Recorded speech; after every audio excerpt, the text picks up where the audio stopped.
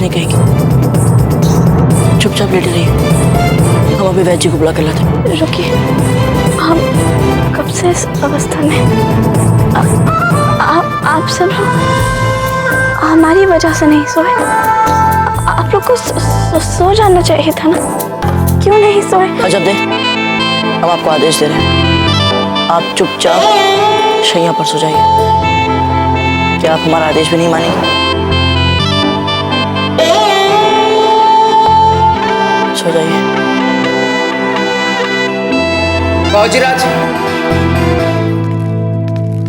आइए वैद्य, बैठिए।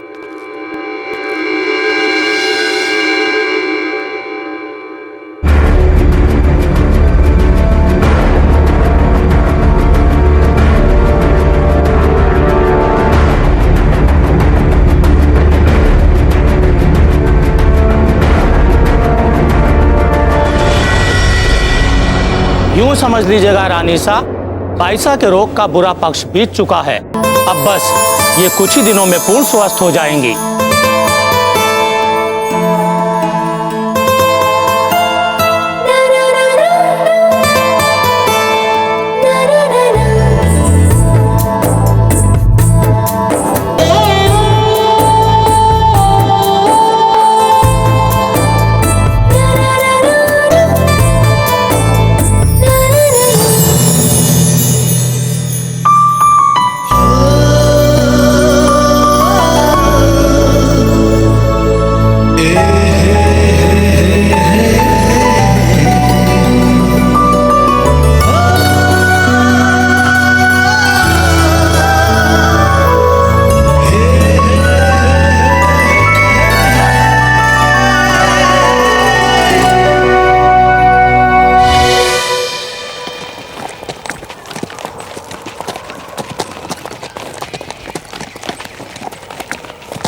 शहंशाह का इकबाल बुलंद हो।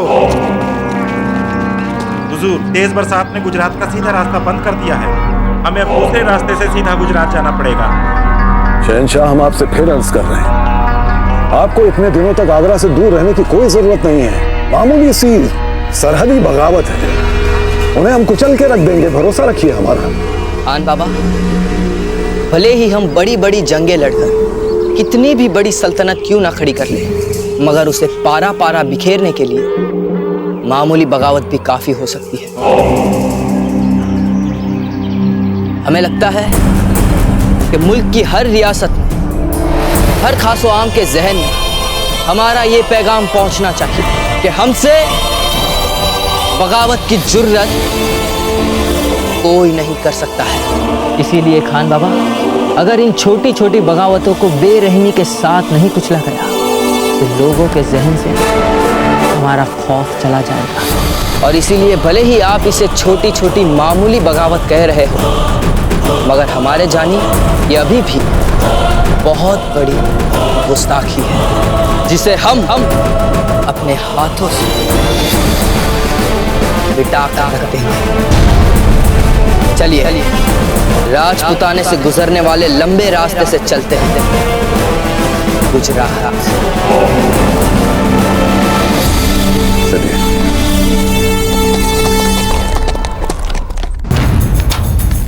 सुनिए, ये ओखली और मुसल हमें दीजिए, लेप के लिए औषधि हम कुटते हैं, आप थोड़ा विश्राम कर लीजिए।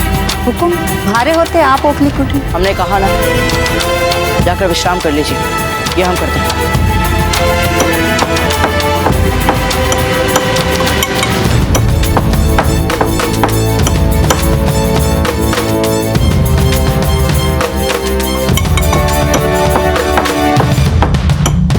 ये विषाक्त कीड़ा अजबदे को काट रहा था और संभवतः बाबूजीराज की नींद न खुल जाए, इसलिए अजबदे चुपचाप ही पीड़ा सहती रही।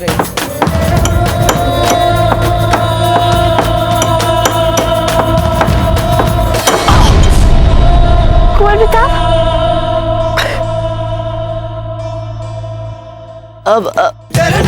अब आप टूटिए ना, आपने हमें क्यों दे दिया? वो उन्होंने ओखली और मुसल हमें पकड़वा दिया था। सुनिए, अरे वो छोड़िए ना। अब आप कैसा अनुभव कर रही हैं? ठीक। मुझे और कुछ कम हुआ, जी पीड़ा कम हुई खाओगी?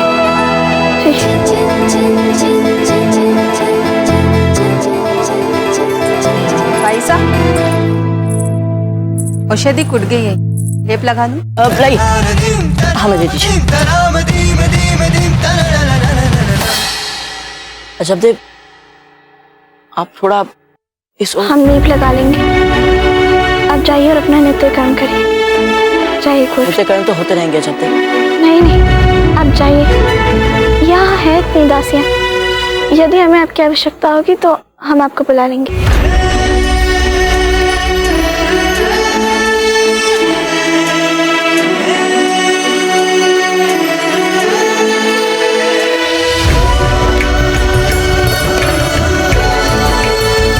ठीक है।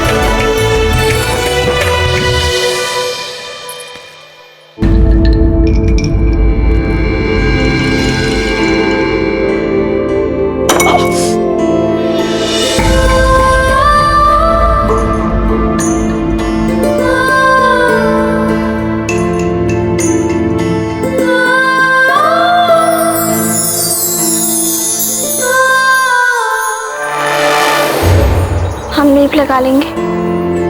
आप जाइए और अपना नित्य कर्म करिए। जाइए खुश। इनको हम कभी नहीं समझ पाएंगे। जब देखो तब न करे। अरे क्या हो जाता यदि हम लेप लगाने में सहायता कर देते तो? पर नहीं। कभी कभी कोई पीड़ा मन में इतनी गहरी बैठ जाती है कि उसकी जड़ शरीर में, मन में बहुत गहराई तक फैल जाती है। और ऐसे घावों को भरने में समय तो लगता है। ठीक कहती है हंसा मासी जी। हमने जब देखो दुखी तो दिए।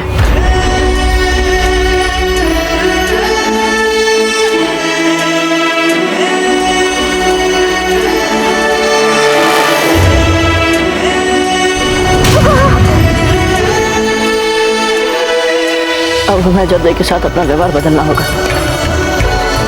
इतनी बड़ी लड़की, उसके साथ इतने कष्ट। नहीं, ये ठीक नहीं है।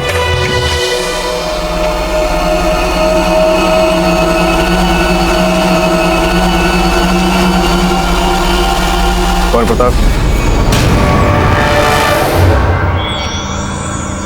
हम आशा करते हैं कि हमारे यहाँ आने से आपके मनन चिंतन में कोई विघ्न नहीं पड़ेगा। नहीं नहीं धाजीराज, स्नान करने में कैसा मनन चिंतन?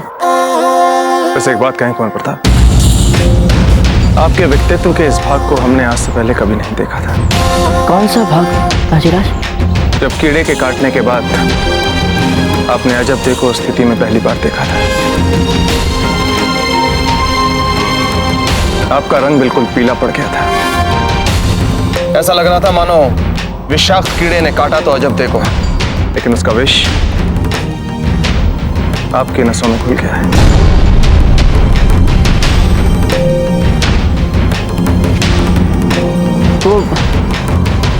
वो इसलिए धाजीराज क्योंकि हमने इससे पहले कभी किसी को ऐसा घायल नहीं देखा था ना। अच्छा, आपने कभी किसी को घायल नहीं देखा? ऐसा घाव, ऐसा रक्त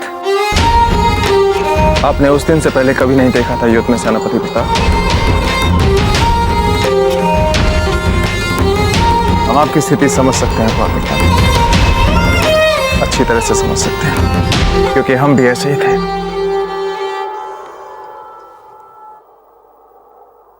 अनगिनत युद्धों के अनुभव के बाद भी अगर हमें सबसे अधिक कष्ट होता था तो वो होता था आपकी रानी मां की पीड़ा को देखकर। सच कह रहे हैं कुंवर प्रताप, सह नहीं पाते थे हम।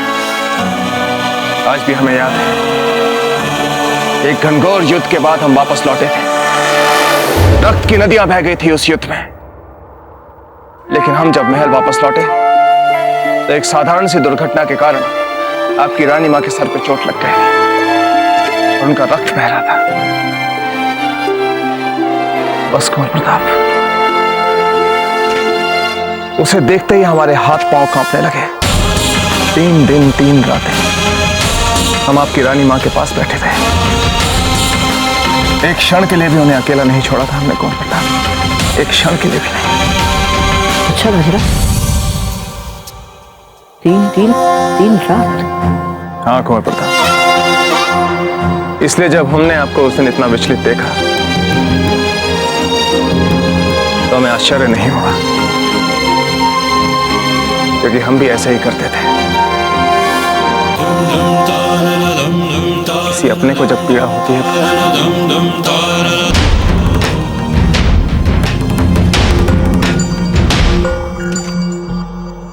अपनों से ध्यान आया कुंवर प्रताप की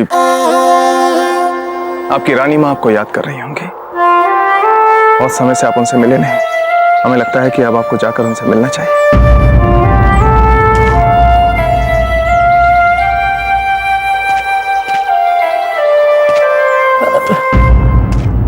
दाजीराज, यदि आपकी आज्ञा हो तो हम स्नान कर लें, हम पूजा भी करनी है।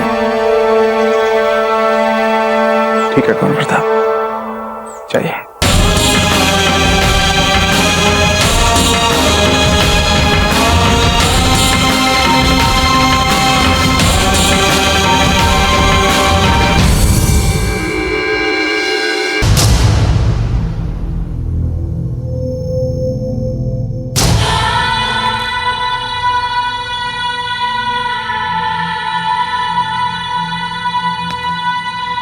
ये क्या हमारे मन के भाव इतने स्पष्ट दिखते हैं हमारे मुख पे? और नहीं तो क्या कुंवर प्रताप, और विशेष रूप से अजबदे के लिए आपके मन के भाव आपके मुख पर ऐसे बिखर जाते हैं कि उसे देखकर कोई भी समझ नहीं। अब जैसे देखिए, आपके ताजीराज ने स्वयं पकड़ लिया आपके मन का छोर, फेंक लीजिए। इसका अर्थ ये हुआ कि अब हमें संभल कर रहना पड़ेगा। संभलने से काम नहीं चलेगा कुंवर प्रताप, अब आपको अजबदे के सामने आने से बचना होगा। विवशतावश कभी आ भी गए उनके सामने तो एकदम औपचारिक हो जाइए, या फिर बात ही मत कीजिएगा सीधे मुंह, अन्यथा फिर पकड़े जाएंगे आप। और कुंवर प्रताप, यदि आप इस बार पकड़े गए तो आपके मन की भावनाएं सबके सामने दिख जाएगी। अच्छा ठीक है, मान ली हमने आपकी सभी बातें, किंतु कम से कम एक बार तो हमें अजबदे से मिलना पड़ेगा ना। अंतिम बार हम जाकर ये देख लें कि वे स्वस्थ है या नहीं। हम जाए?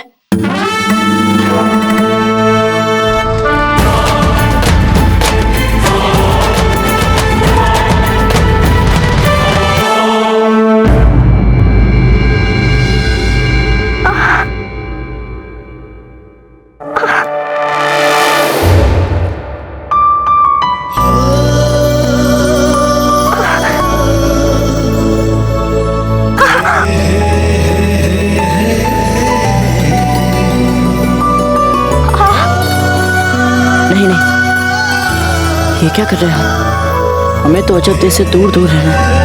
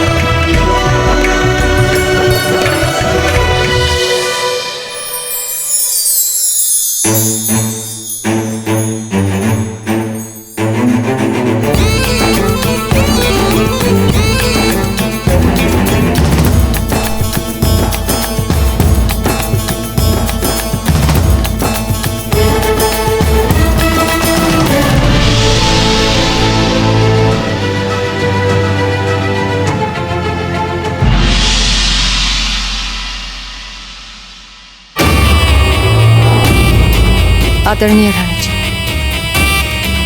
ये पत्र हम आपको बहुत महत्वपूर्ण कारण से लिख रहे हैं। मारवाड़ से हमारी जीजा ने कुंवर प्रताप और फूल के रिश्ते का प्रस्ताव भेजा है।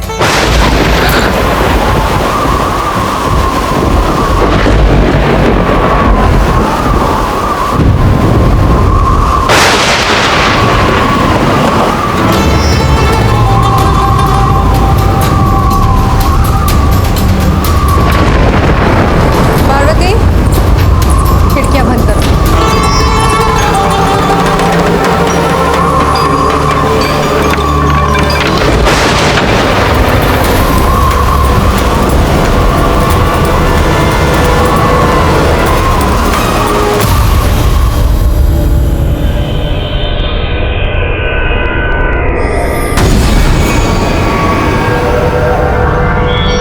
मारवाड़ से हमारी जीजा ने कुंवर प्रताप और फूल के रिश्ते।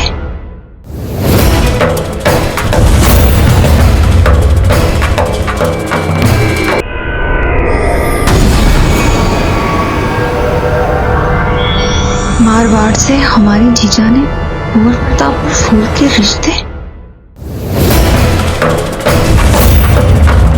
जीजा, सामंत पुत्रियों को राजघराने के शिष्टाचार बिल्कुल नहीं आते। आपने हमारा पत्र कैसे पढ़ा? किंतु कुंवर प्रताप और फूल एक भी शब्द अपने मुंह से मत निकालिएगा, अन्यथा इसी पत्र में हम राणा जी को आपके बारे में लिख देंगे।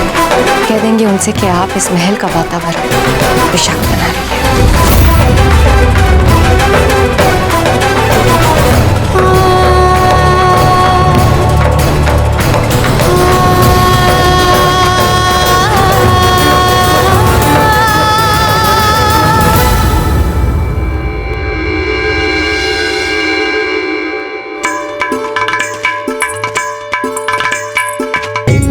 देर कैसे लगे आने में?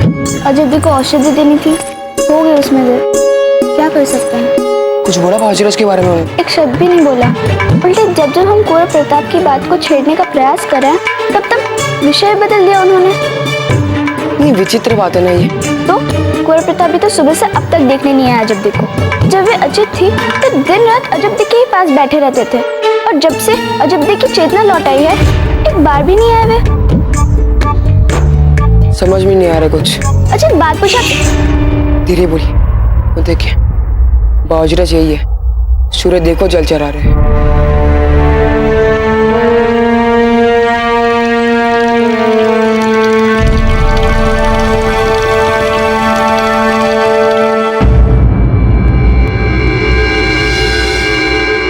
हमारे पुत्र के संबंध के बारे में बिना हमसे बात किए, बिना हमारी अनुमति लिए राणा जी को संदेशा कैसे भेज सकती है धीरबाई जी? हम अभी जाकर उनसे बात करते हैं।